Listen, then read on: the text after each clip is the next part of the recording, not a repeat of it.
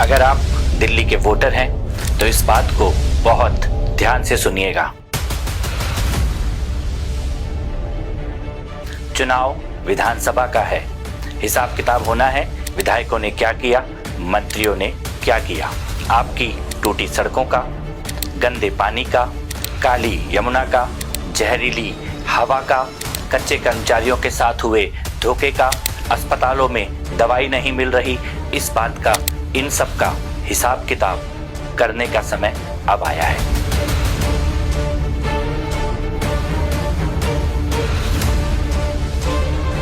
लेकिन आपका ध्यान भटकाने की कोशिश की जाएगी क्योंकि दिल्ली की सरकार में पिछले 10 साल से जो लोग बैठे हैं उनके आका इस देश के बाहर बैठे हैं।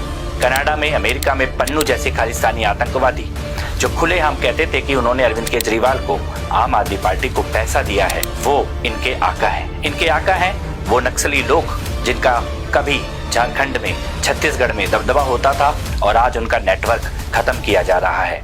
इनके आका हैं वो ड्रग माफिया जो पंजाब में और दिल्ली में ड्रग का धंधा करते थे और आज हर दिन उनके बड़े बड़े ड्रग के खेप पकड़े जा रहे हैं। विदेश में बैठे खालिस्तानी आतंकवादी हों या नक्सली गैंग या ड्रग माफिया, इन सब का एक ही दुश्मन है और वो है गृह मंत्री अमित शाह, क्योंकि उन्होंने पिछले अपने कार्यकाल में नक्सल आतंकवाद को लगभग खत्म कर दिया, ड्रग माफिया को रोज कुचला जा रहा है और खालिस्तानी आतंकवादी तो बिलबिला रहे हैं। इसीलिए अरविंद केजरीवाल को ये कहा गया है कि पैसा तभी मिलेगा, समर्थन तभी मिलेगा जब अमित शाह को गाली दोगे। इसीलिए ना बात हो रही है टूटी सड़कों की, न गंदे पानी की, न काली यमुना की, न जहरीली हवा की, न कच्चे कर्मचारियों की, न ठप पड़ी हेल्थ सिस्टम की, न खंडर बन चुके मोहल्ला क्लिनिक की। बात केवल हो रही है कि अमित शाह को गाली दो। इस देश का जो भी दुश्मन दुनिया में कहीं भी बैठा है उसका केवल एक ही एजेंडा है, अमित शाह को गाली दो। और अरविंद केजरीवाल उन्हीं देश के दुश्मनों की जुबान बोल रहे हैं, उन्हीं के एजेंडे पर खेल रहे हैं। आप दिल्ली के वोटर हैं, इस बात को ध्यान रखना।